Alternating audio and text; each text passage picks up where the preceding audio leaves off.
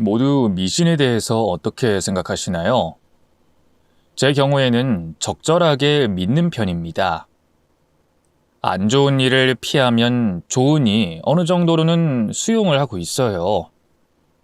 무엇보다 세상에는 아직 과학적으로 증명되지 않은 기적이 있는 건 분명하니까 말이죠. 하지만 그걸 맹신한 적은 없습니다.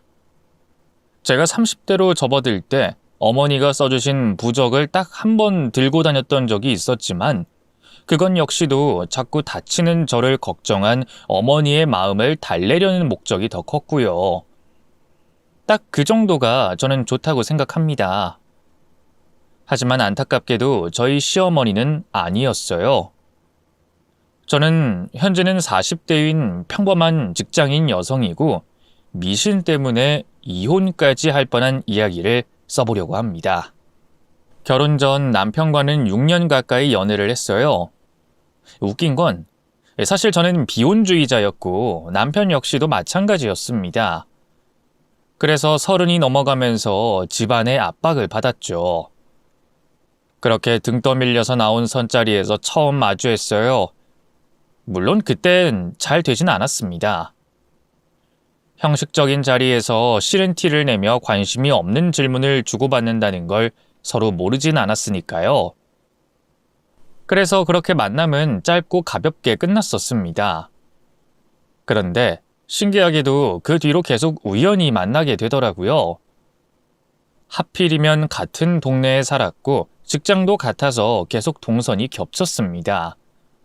심지어 같은 술집의 단골이기도 했고 제가 자주 가는 밥집 역시 같았죠. 신기하다로 시작한 만남은 운명처럼 느껴질 정도였고 우리는 어느 순간부터 연애를 시작하게 됐습니다. 진짜 신기하지 않아? 우리 생각보다 정말 자주 마주쳤을 것 같아. 그러게. 근데 왜 난 한 번도 못 봤지? 그야 우리 둘 다 다른 사람한테 딱히 관심을 안 가지니까. 그런가? 그건 그렇긴 하다. 나도 사람들 얼굴 확인하진 않아서. 우린 꼭 쌍둥이 같다는 느낌을 받았던 것 같아요. 먹는 취향부터 관심 있는 이야기, 좋아하는 운동까지도 똑같았거든요.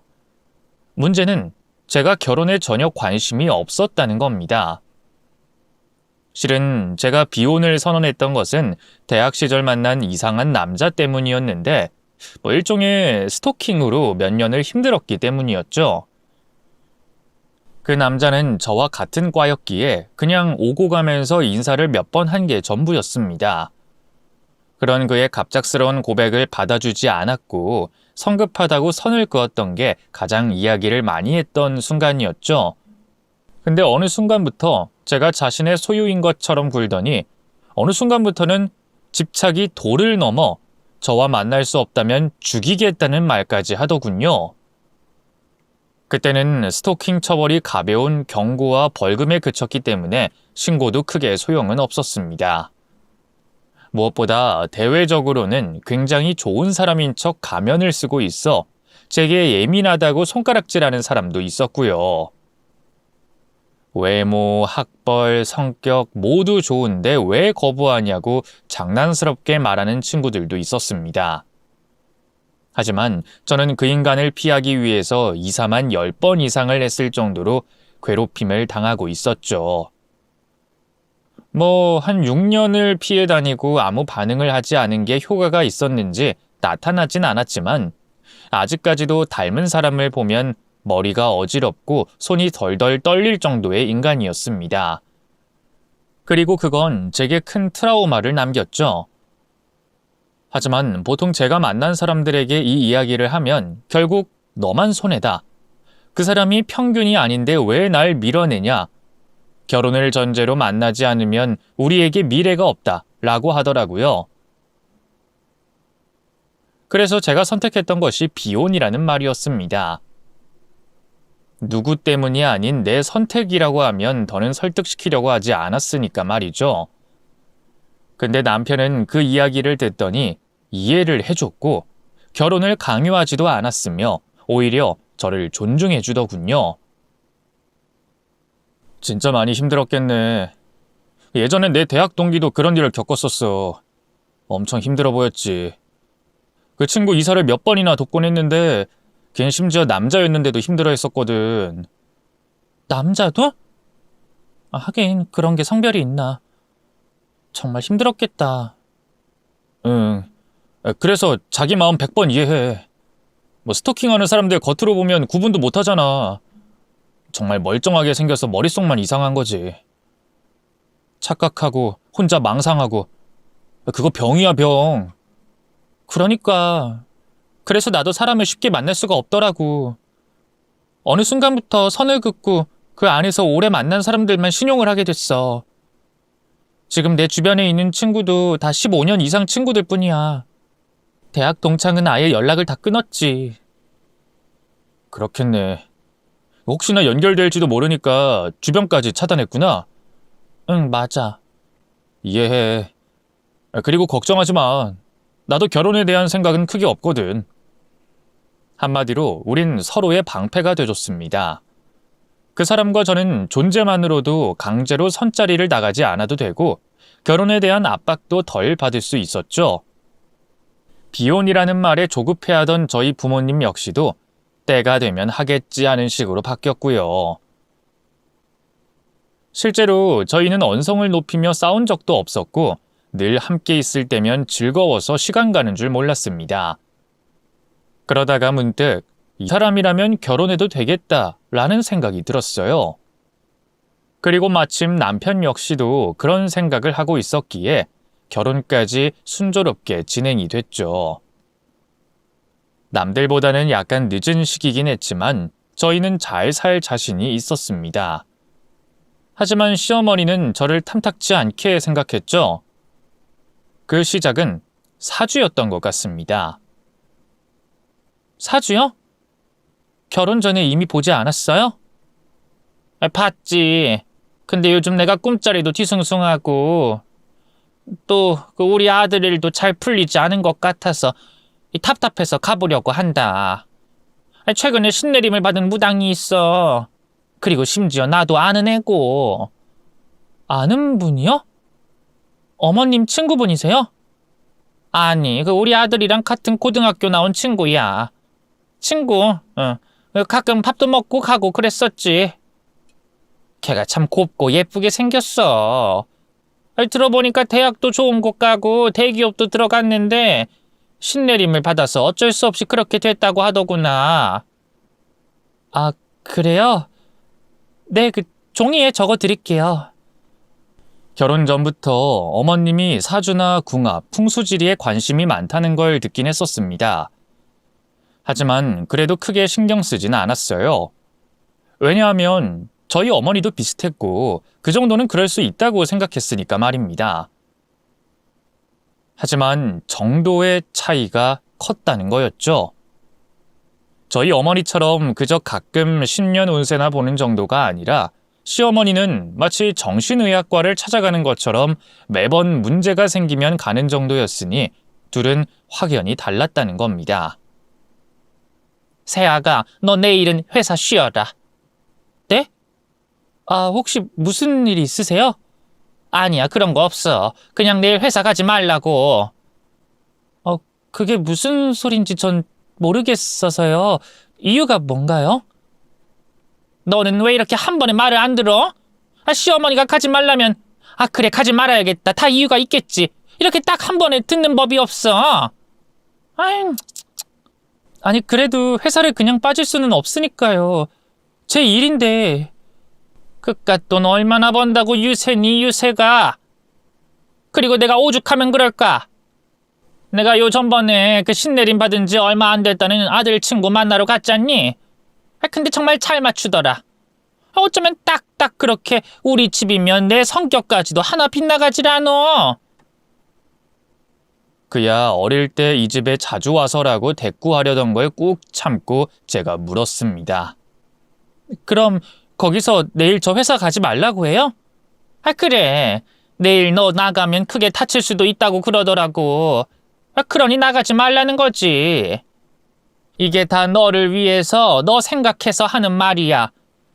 그러니까 이번엔 내 말대로 해. 한 이틀? 불안하니까 그 정도라도 쉬어라, 응? 내가 확인할 거야. 알았니? 그때가 연말이었고 그때 저희 회사는 정말 너무 바빴습니다.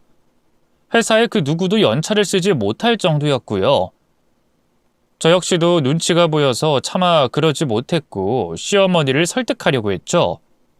하지만 시어머니는 제가 아무리 말을 해도 귀신이 붙어서 그렇게 말을 하는 거라는 식으로 저를 마치 악령 들린 사람 보듯 하시더군요. 한 번에 수락하지 않는 게 다 귀신 때문이라고 말입니다. 마치 제가 죽으려고 차도에 뛰어드는 사람 취급을 하시는데 정말 미칠 것 같았죠. 이를 알게 된 남편 역시도 시어머니를 말려봤지만 소용이 없었습니다. 회사 일이라는 게 그렇지가 않아. 요즘 이 사람은 얼마나 바쁜데. 바빠? 바쁘다고 불길에 뛰어드는 걸 그냥 봐. 넌 그러고도 남편이니? 내가 우리 집 김장을 하러 오라고 했어? 아니면 제사상을 차리라고 했어?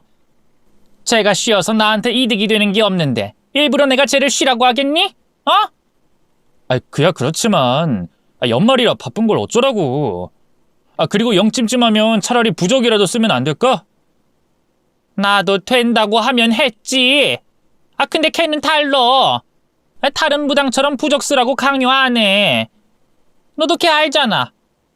걔도 방법이 없다는데 어쩌니? 쟤가 나가는 길에 저승사자가 딱 서 있다고 하는데. 진짜 미치겠네. 결국 저는 동료들의 질타를 받으며 회사까지 쉬어야 했어요. 솔직히 그때는 방법이 없었습니다. 시어머니 말처럼 일을 거들라는 것도 아니었고 개인적인 용무가 있는 것도 아니고 오로지 제 걱정 때문이었으니까 말이죠. 하지만 그건 시작에 불과했습니다. 오히려 한번 숙이고 들어가자 물 만난 물고기처럼 제 행동 하나하나 지적하기 시작하더군요. 아가, 내일은 밥 먹지 말고 굶어라. 네? 어머님, 그게 무슨... 저 내일 생일이라서 가족들이랑 외식하기로 했거든요. 안 된다면 안 돼. 미역국도 입에 대지도 말어. 알았지? 이유가 뭔데요? 생일밥 안 먹고 지나가야 되는 해가 있다는구나.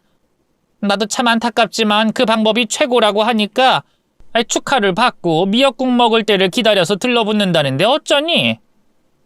삼재니까 좀 피하자는 거지 별 뜻은 없어. 너도 그냥 이해 안 돼도 받아들여, 응? 네? 아무리 그래도 가족들이랑 오랜만에 보는 건데요. 또! 처음부터 너는 대체 왜 이러는 거니? 정말 뭐라도 들러붙은 건가? 이번에 생일밥 먹고 가족들이랑 놀고 그러고 나서 너 아프면 그 원망을 누굴 하려고 그래? 다 너 좋자는 건데 그 정도도 못하니? 응? 결국 이 일로 저는 화가 머리끝까지 났고 절대로 싫다고 딱 잘라 거절을 했습니다. 아파도 그냥 아프겠다고 말이죠. 그랬더니 시어머니는 저희 집까지 찾아와서 저를 데리고 신당으로 가더군요. 그냥 일반적인 가정집이었는데 겉에는 어떤 표시도 있지 않았습니다. 문을 열고 들어갔을 때 나던 향냄새를 빼고는 제가 알던 신당과는 결이 달랐죠. 그리고 저는 매번 제게 귀신이 들렸다거나 들러붙었다고 말하는 그 여자와 마주할 수 있었습니다.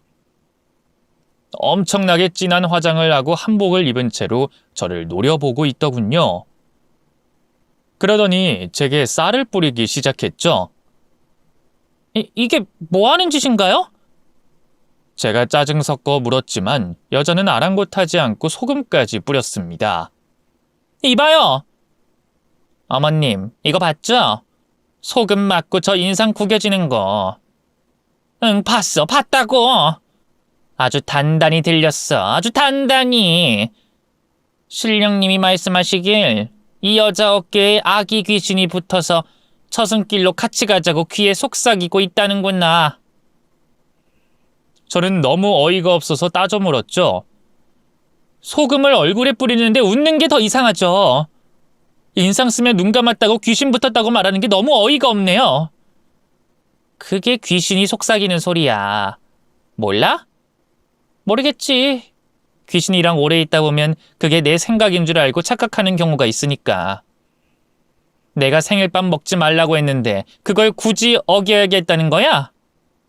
그러면 제 명대로 못 살고 너 뒤져. 알아? 뭐 이런 곳이 다 있어. 저도 어머니 따라서 점집 몇 번은 가봤거든요. 근데 이런 식으로는 안 해요. 다짜고짜 뒤진다고. 성질머리 가라앉혀. 그리고 너 남자 있었지? 예전에. 사귄 사람은 있죠. 근데요, 애도 가졌었니? 지웠구나. 그러니 아기 귀신이 저렇게 한이 많지. 네? 그게 대체 무슨 소리죠? 그런 적 없습니다. 솔직히 뒤진다는 소리 하면서 귀신 이야기를 했을 때까지는 뭔가 오싹하고 기분도 이상해서 믿을 뻔했었습니다. 하지만 제가 임신 경험이 있다는 소리를 하자마자 알겠더군요. 이 여자 가짜구나 라는 걸 말입니다. 제 나이에 연애 경험 없는 사람은 드물긴 하겠지만 애초에 저는 깊이 만난 사람 자체가 없었거든요. 스토킹에 대한 두려움으로 마음을 주는 자체도 힘들었는데 임신했다는 것도 모자라 낙태를 했다는 말은 엉터리였죠. 그걸 듣고 나니 그간의 그 무당의 말을 듣고 회사에 연차를 쓰거나 머리 스타일을 바꾸거나 집안 가구까지 바꾼 걸 생각하니 속이 뒤집혔습니다. 하지만 그건 저 혼자의 생각일 뿐 시어머니는 그걸 믿었다는 게 문제였죠. 저는 졸지에 자기 아이까지 지운 몰인정하고 몸 함부로 굴린 며느리가 되고 말았습니다. 그 일 이후로 시어머니는 저를 다른 식으로 괴롭히기 시작했어요. 더럽다 더러워. 어쩌면 그렇게 표정 하나 안 바뀌고 그렇게 내 아들이랑 결혼을 하니? 어머님, 저 정말 아니거든요. 저 너무 억울해서 잠도 안 와요. 그럼 저랑 병원이라도 가요. 병원 가서 제 진료 기록 다 떼보자고요. 그러시면 믿으실래요? 자신 있는 걸 보니 어디 기록에 안 남는 그런 병원에서 불법 시술을 한 거 아니니? 어머님, 요즘 세상이 어떤 세상인데 그리고 굳이 제가 왜요? 이런 일을 막으려고 술을 쓴 거지. 진짜 해도 해도 너무하시네요. 언제는 저한테 가족이라면서요? 그런데 왜 갑자기 이러세요? 내가 너 처음에 들어왔을 때 궁합이 좋아서 받아줬다. 근데 내 아들은 일이 안 풀리고 어째 너만 승승장구한다고 생각을 했더니만 딱 나오잖니? 네가 우리 아들 기운을 다 빼먹는다는데 어떤 어미가 가만히 앉아있어? 그래서 그랬다. 아니, 저희 남편이 뭐가 어때서요? 일도 잘 풀리는데. 더 잘 풀렸어야 하는 사주라잖니. 너 몰라서 그래? 모르겠어요. 애초에 이게 말이나 되는 일인가요? 미신도 적당히 믿어야죠. 적당히? 너 걔 아니었으면 진작에 죽었어. 그리고 막말로 너 아이 안 생기는 것도 사실이잖아. 나이도 있는데 노력을 해도 못 가지는 게 죽은 아이가 붙어서. 어머님! 저는 소리를 꽥 질렀습니다. 그리고 다음날 제 진료 기록 모두를 보냈고요. 하지만 그런 상황에서도 저를 믿지 않았습니다. 정말로 제가 불법적인 곳에서 몰래 수술을 한 것처럼 생각을 하는 것 같았죠. 그 일 때문에 저는 몸무게가 7kg 가까이 빠질 정도로 마음고생이 심했어요. 식욕도 없고 자려고 누우면 심장이 쿵쿵 뛰면서 벌떡 일어나기도 했죠. 정말 그때는 이혼을 하고 싶은 마음이 시간에 한 번씩은 들었던 것 같네요. 하지만 그래도 제가 참고 견딘 것은 모두 남편 때문이었습니다. 제가 소가리로 힘들어할 때 죽을 끓여주고 집안일도 모두 자신이 해줬거든요. 제게 늘 미안하다고 하고 저를 위해서 시어머니와 대신 싸우기까지 했죠. 이래서 아들 새끼 키워봤자라는 말을 하는 거야. 나쁜 일을 좀 피하자는 게 그렇게 나빠? 그리고 내가 왜 이렇게까지 하는데? 나 어릴 때 죽을 뻔했다고 물놀이 하다가 그 일 가지고 아직도 그래? 너 그때 며칠이나 정신도 못 차렸어, 알아? 너 저승길 다녀온 거라고. 그때 내가 기도하고 부적도 써서 너 깨어난 거야. 알긴 알아, 이놈아? 병원에서 깨어난 거지. 기도 때문이 아니라. 엄마, 제발 좀 그만 좀 해. 그 일로 아빠랑 이혼까지 했잖아. 내 병원비 다 끌어다 쓰는 바람에. 그게 뭐? 너 목숨 살리는데 그 정도면 얼마 하지도 않아. 배엉망덕한 놈. 죽어가는 거 살려줬더니 며느리 편만 들고. 너 엄마 죽으면 재산은 지낼 거니? 응? 왜 이야기가 그쪽으로 튀어? 그만 좀 하라고. 이러다가 며느리 잡겠어. 어느 정도를 믿고 어느 정도를 지켜야지. 사람을 들들 볶으면서 뭐 하는 거야? 그럼 어쩌니? 날 속이고 널 속이고 결혼한 거는 다름이 없는데 아이를 가질 수 없는 몸이라잖아. 넌 그걸 듣고도 가만히 있겠니? 응? 아니라고. 제발 좀 그만해. 설득도 해보고 화도 내고 인연을 끊겠다는 협박까지 했습니다. 하지만 시어머니는 이전처럼 돌아오진 않았어요. 아니, 오히려 그럴수록 더욱 그 신당에 자주 방문을 하러 갔죠. 그러다가 저희 부부에게도 반전의 기회가 찾아왔습니다. 바로 아이를 임신한 거였어요. 이 사람 임신했어. 그러니까 제발 그런 말도 안 되는 소리 좀 그만 들어. 어? 뭐? 임신? 아니, 임신이라니 그게 갑자기 무슨... 분명 절대로 못 가진다고 그랬는데? 이게 말이 되는 건가? 그니까 거짓말이라고. 엄마도 제발 그만 좀 하고. 산모한테 스트레스가 얼마나 큰 문제인지 알지? 그니까 엄마, 이제 그 점집 찾아가지 마. 어? 아니, 돈도 안 받고 그렇게까지 해주는데 아니, 넌 모른다. 이럴 리가 없어. 없긴 뭐가 없어. 증거가 이렇게 있는데. 남편은 산모 수첩을 시어머니에게 넘겼고 그걸 한참 보던 시어머니는 씩씩거리더군요. 그럼 이제까지 나한테 거짓말을 했다는 거야? 내가 가만 안 둬. 엄마, 그냥 가지 말고 내버려 둬. 뭘 가지 마. 아무리 돈을 안 받았다고 해도 아닌 건 아니라고 따져야지. 아기 귀신이 붙었다고 그렇게 난리를 떨면서 아이는 절대 못 가진다고 하는 말에 내가 얼마나 밤잠을 설쳤는지 알아? 내가 그거라도 말해주고 끝낼 거야. 모든 게 이렇게 정리된다니 뭐 기분은 나쁘진 않았습니다. 제게 소금 뿌리면서 노려보던 그 여자의 코가 납작해질 거라는 생각을 하니 속도 후련했죠. 하지만 다시 돌아온 시어머니는 약간 이상했습니다. 제게 무슨 말은 딱히 안 했지만 뭔가 숨기는 사람처럼 굴더군요. 그래도 앞으로는 그런 미신에 휘둘리지 않을 거라고 생각하고 저는 태교에 집중했습니다. 30대 후반에 겨우 들어선 아이라서 운동도 꾸준히 하고 병원도 자주 갔죠. 남편은 이런 저를 위해서 몸에 좋은 것도 사주고 집안일까지 대부분 자신이 했어요. 하지만 그것과는 별개로 남편의 얼굴을 보는 게 힘들 정도로 바빠졌습니다. 야근에 출장에 쉬지 않고 일만 하더군요. 또 야근이라고?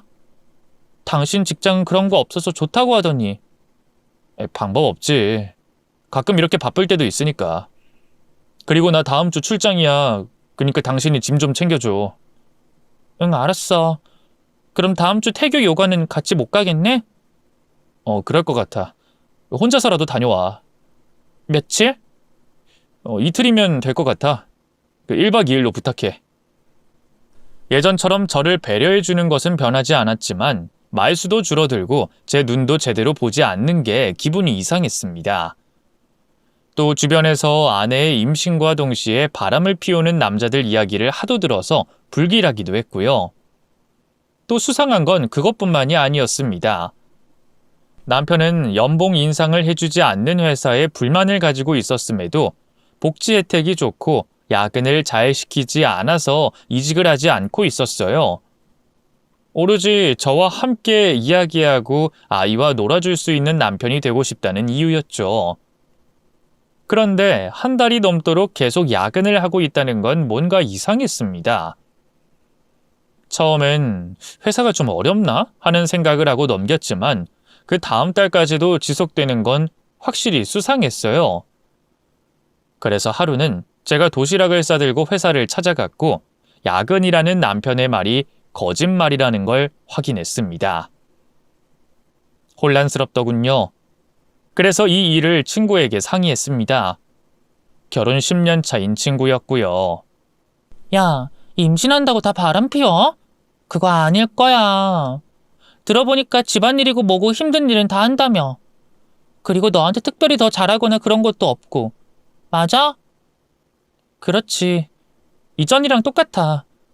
다만 너무 바쁘고 거짓말까지 했다는 거. 내 남편이랑 비슷한 경우일지도 몰라. 너도 알다시피 우리 남편도 좀 성실한 편이긴 하잖아. 거짓말도 안 하고. 그렇지. 근데 결혼하고 아이 낳았을 때 낳은 지 1년 됐나? 어쨌든 그 무렵이었을 거야. 주차장에서 내가 시장 본 걸 정리하고 있는데 남편 차가 들어오더라고. 퇴근한 건가? 응. 아이 때문에 그 시간에 내가 들어가는 일은 거의 없어서 몰랐었지.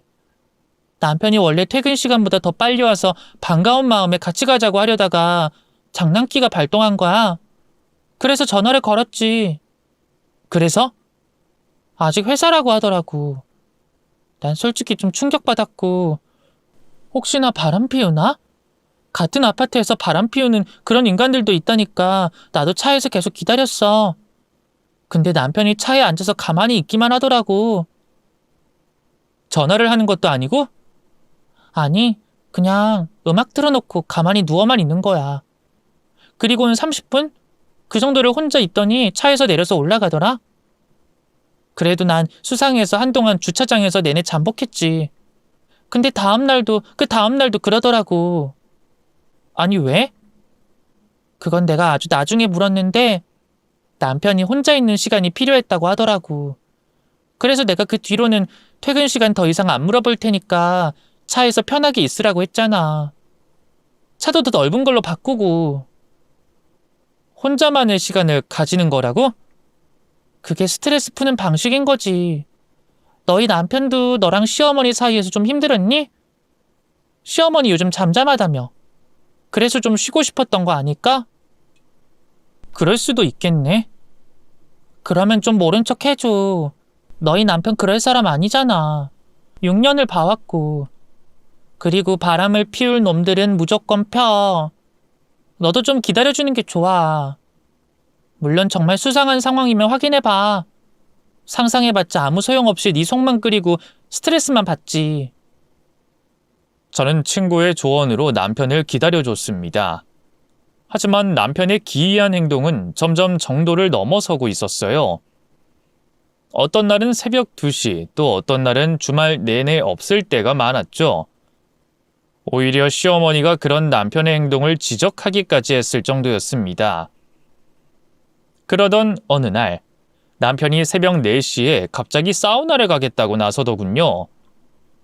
평소에는 남편에게 가라고 해도 절대로 가지 않던 곳이 사우나였기에 그 행동은 더 수상하게 만들었습니다. 그 사람은 습한 공기에서는 숨이 안 쉬어지는 것 같다고 저와 연애할 때 찜질방도 가지 않았던 사람이었거든요. 또 장마에 습한 공기가 느껴지는 것조차 싫어서 비싼 제습기가 거실과 방, 화장실까지 놓을 정도로 습기를 질색하기도 했죠. 앞뒤가 안 맞는 상황에서 저는 지체하지 않고 남편의 뒤를 밟았습니다. 너무 어둡기도 하고 차량이 거의 없는 시간대라서 바짝 쫓지도 못했어요. 거리를 두고 그렇게 쫓다가 결국 놓치고 말았습니다. 그렇게 그냥 돌아가려고 하던 그때 문득 그 동네가 눈에 익더군요. 그래서 한 바퀴만 돌아보자는 생각으로 동네를 돌다가 남편의 차를 발견했고 그 자리에 멈췄습니다. 그리고 자세히 보니 남편이 어떤 집 앞에서 무릎을 꿇고 울고 있었어요. 그리고 제가 왜 그 동네가 낯이 익었는지 알게 됐죠. 바로 시어머니가 저를 데리고 찾아왔던 그 동창생 무당의 집 앞이었던 겁니다. 문 앞에 선 동창생과 남편의 모습은 영락없이 싸운 연인과 같았어요. 그리고는 안으로 들어가는데 정말 기절할 것처럼 충격을 받았습니다. 저는 당장이라도 따지며 들어가고 싶었지만 뱃속에 있는 아이 때문에 차마 그러지도 못하고 울기만 했어요. 혹시나 너무 충격적인 장면을 본다면 아이를 잃을 것 같은 공포심이 들었죠. 그렇게 몇 시간이 지났을까? 어떤 여자가 잠깐 그 집에 들어갔다가 나왔고 대문이 살짝 열린 걸 봤습니다. 그래서 저는 차에서 내려 몸을 벽에 바짝 붙인 상태로 가까이 갔죠. 그리고 그 안을 보는 순간 저는 경악하고 말았습니다. 남편이 그 동창생 무당에게 엎드린 상태로 맞고 있었기 때문이었죠. 커다란 깃발 모양의 뒷부분으로 남편의 등이며 다리를 마구 때리고 있었습니다. 저는 떨리는 손으로 동영상 촬영을 한 뒤 그 안으로 뛰어들어가 무당을 밀어 넘어뜨리고 남편을 일으켜 세웠어요. 남편은 놀란 눈으로 저를 봤지만 저는 무당을 노려봤습니다. 그러자 그 여잔 정말 바들바들 떨더군요. 이게 무슨... 뭐긴 뭐. 당신이야말로 뭐야? 뭔데 우리 남편을 때려? 아우, 부정한 것. 너 때문에 그간의 고생이 다 날아가게 생겼어. 날아가든 뭐든 나 당신 가만 안 둬. 알았어? 명백한 폭행이야, 폭행. 저는 경찰을 불렀어요. 설마 하는 표정이었지만 자신의 앞날은 예상을 못했는지 자신도 밀쳐졌다면서 억울해하기만 했습니다. 하지만 저는 증거까지 들이밀었고 결국 경찰서까지 다녀왔죠. 대충 합의를 하라고 했지만 저는 그러지 않겠다고 했습니다.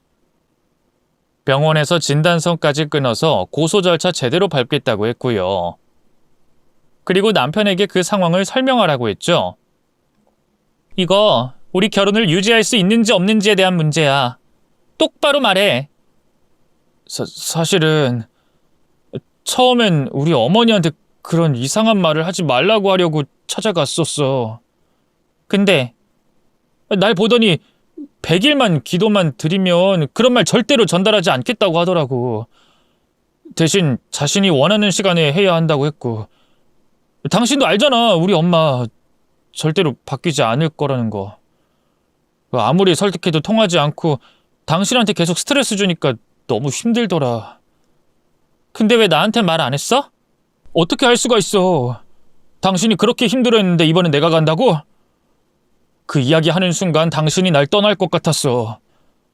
난 엄마도 당신도 너무 사랑해. 그래서 한쪽을 버릴 수가 없었다고. 이성적으로는 우리 엄마가 잘못된 거 알아.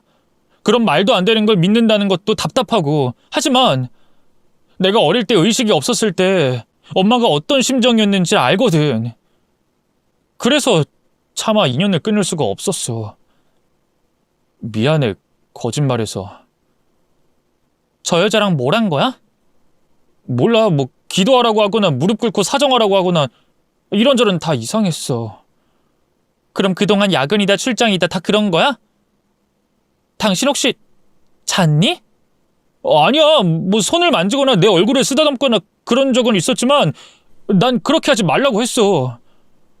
근데 그렇게 하는 방법이 아니면 맞아야 된다고 해서 맞고 있었던 거야.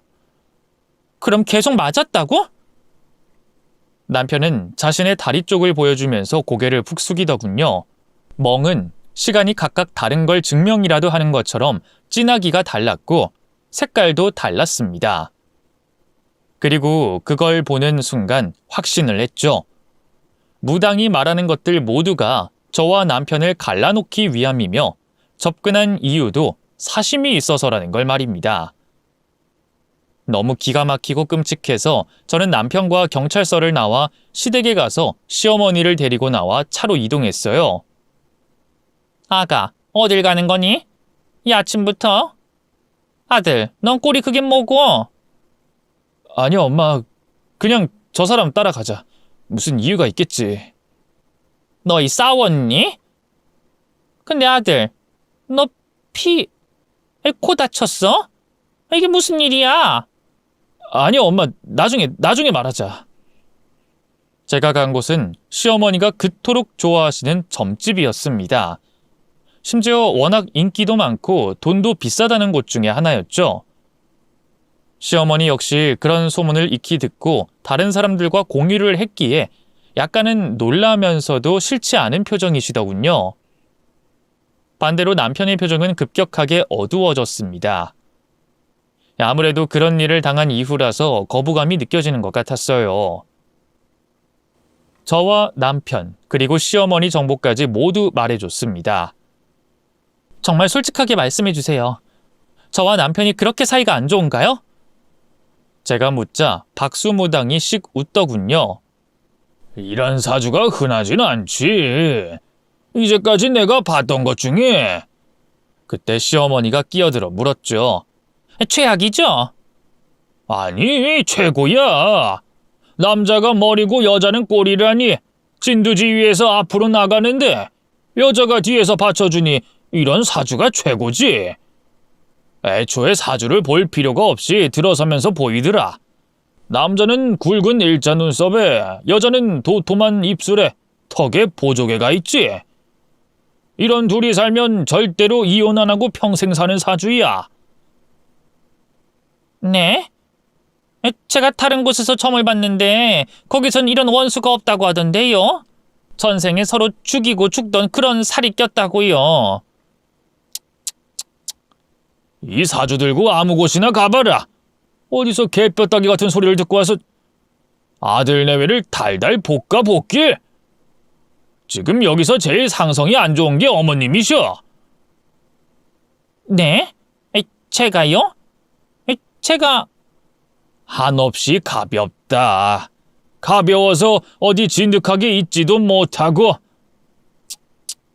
살이 껴도 이런 살들이 껴서는 애들 앞길이나 맞고 다니겠구나. 남편이랑도 이혼했지? 아니, 그걸...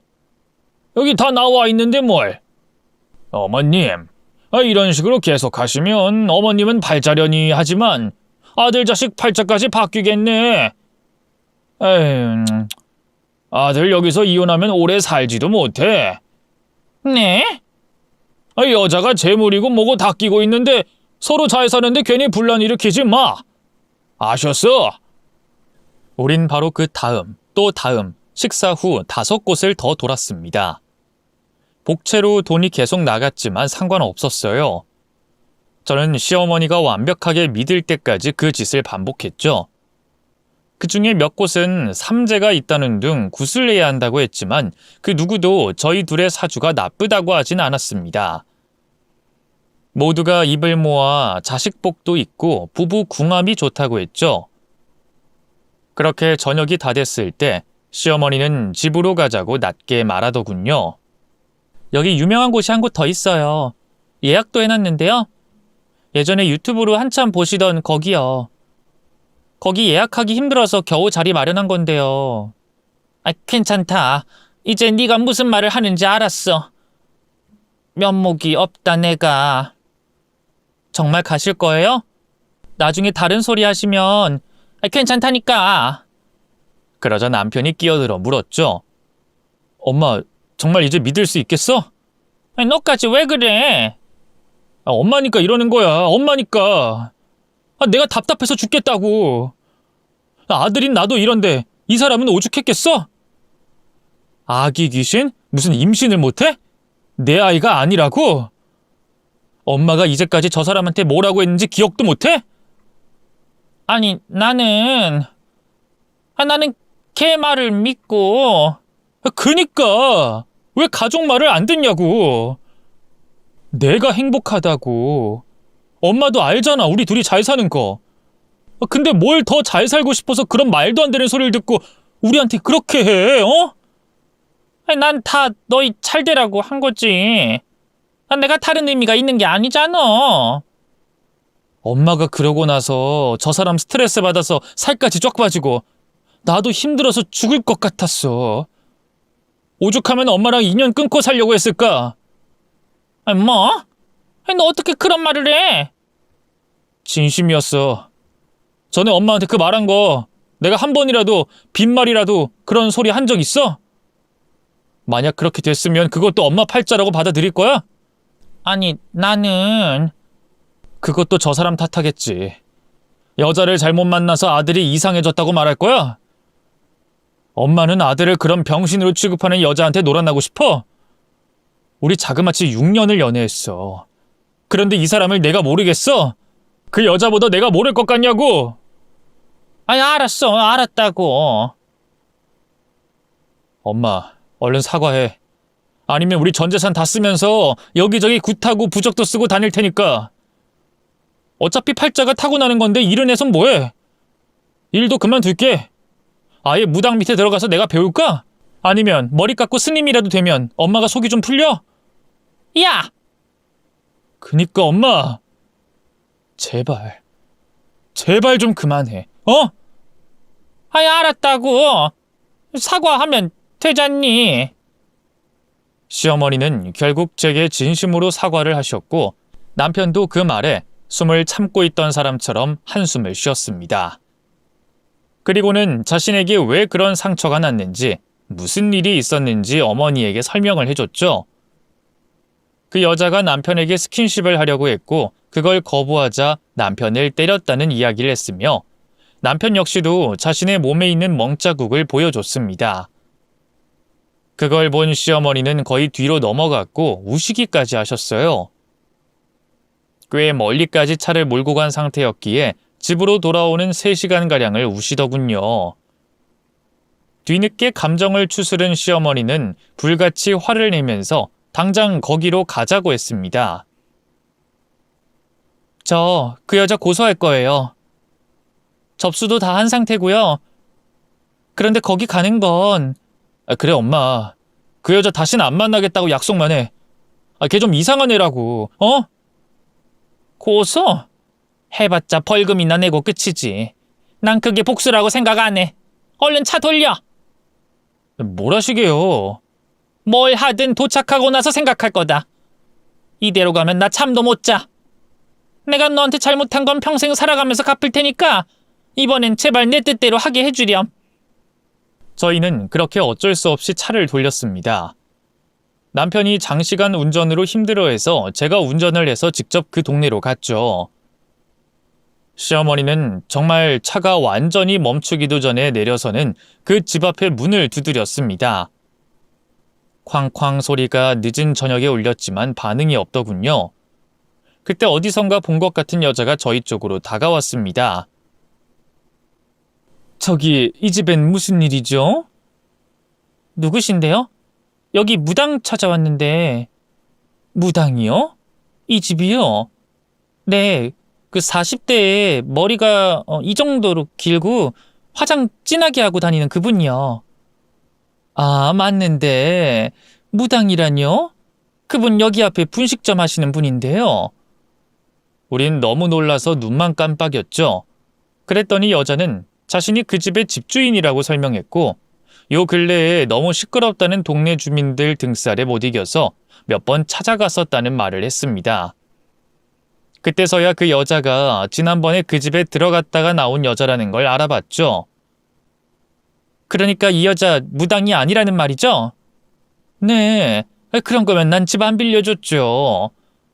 어쩐지 무슨 방울소리 같은 게 들리더니만 내가 어이가 없어서 매번 귀가 잘 안 들려서 TV를 틀어놨다고 집 안으로 안 들여보내주더라고요. 내가 손을 쓰든지 해야지. 무당? 저 교회 다니는 사람이거든요. 참나, 이게 무슨 일이야? 사정이 딱해서 저렴하게 임대를 했더니 이런 짓을 했었어? 이때 저희 시어머니가 말씀하셨습니다. 제가 쫓아내 드릴게요. 대신 오늘은 좀 시끄러워도 될까요? 네? 그 여자가 우리 아들을 이혼시키려고 했어요. 뭐요? 어머. 우리 며느리가 임신을 했는데 그것도 남의 집 자식이라고 낙태까지 하라고 했고요. 이런 미친... 너무 소름 끼치네요. 저런 여자가 우리 부모님이 물려준 저 집에 살다니. 그러니 이번만 눈 좀 감아주세요. 제가 아들 내외한테 면목이 없어 그럽니다. 아유, 네, 그렇게 하세요. 철저하게 응징하시고요.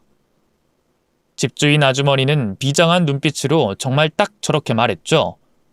그리고 때마침 그 여자가 분식집이 끝났는지 터덜터덜 집 쪽으로 걸어왔고 우린 숨어 있다가 그 여자를 따라 집으로 들어갔습니다. 무당이 아니라는 사실을 인지하니 그 여자의 집에 해둔 부채며 부처상이 얼마나 어설픈지 확실히 알겠더군요. 특히나 저희는 그날 몇 번이나 점집을 방문했기에 차이를 확연히 알 수 있었습니다. 시어머니는 그 여자를 보자마자 머리채를 휘어잡았고 남편은 어설픈 신당을 부숴버렸죠. 물건 하나 던지는 것도 못하는 남편의 모습을 알다 보니 그간의 분노가 얼마나 쌓였는지 충분히 알 수 있었습니다. 아! 이거 놔! 이러면 너희들 다 죽어! 저주받을 거라고! 죽여봐라! 죽여봐! 시어머니는 보기에도 엄청나게 묵직한 구슬로 여자의 물건들까지 부셨어요. 너 이걸로 우리 아들 때렸어? 아니면 이걸로 때렸어? 너도 어디 한번 맞아봐라! 저는 그 곁에서 보고만 있다가 시어머니를 밀쳐내는 그 여자에게 달려들었고 어쩌다 보니 그 여자의 입에 소금까지 들이붓고 있었죠. 저도 의도한 건 아니었지만 내심 그 여자에게 소금을 맞았던 게 앙금이 돼 남아있었던 모양이었습니다. 우리가 그렇게 한바탕 하자 그 여자는 결국 엉망이 된 얼굴과 머리로 저희 앞에 무릎을 꿇게 됐죠. 너 무당 아닌 거 다 아니까 헛소리 하지 말고 똑바로 말해. 왜 그랬어? 당신들은 폭행했어. 나 정말 경찰에 신고할 거야. 아이고 무서워라. 그래서? 너도 우리 남편 밤낮으로 때렸잖아. 우리 내일 진단서 다 끊을 거야. 나는 못할 줄 알아? 이거 특수폭행이야. 여러 명이서 늦은 밤에 폭행하는 거 이거 특수폭행에 해당한다고. 일반적인 폭행이랑은 차원이 달라. 너도 특수폭행이야. 너 깃발이랑 방울로 때렸잖아. 그리고 끈으로 묶기까지 했다며? 그리고 넌 밤낮으로 안 불렀어? 아, 그리고 넌 사기도 있네. 그때 너 나한테 복채 받았지? 그거 엄연히 사기야. 무당 아니라는 거 이 동네 사람들도 다 알던데. 아, 알면 뭐? 알면? 너 집주인한테 말하면 어찌 될까? 그리고 너희 분식집 앞에서 너 무당이라고 내 남편 빼앗으려고 했다고 시위라도 할까? 1인 시위 말이야. 어쩔래? 저는 이미 집주인이 알고 있는 사실을 빼고 협박했죠. 그랬더니 여자의 표정이 하얗게 질리더군요. 눈을 계속 굴리고 입술을 들썩거리더니 결국 엎드려서 싹싹 빌기 시작했습니다. 잘못했어요. 진짜 저는 그냥 속이려고 한 게 아니고. 그럼 왜 그랬어? 정말 우리 남편이 목적이었어? 나는 이혼당하고 어렵게 살고 있는데. 뭐? 어릴 때 짝사랑을 했었어요.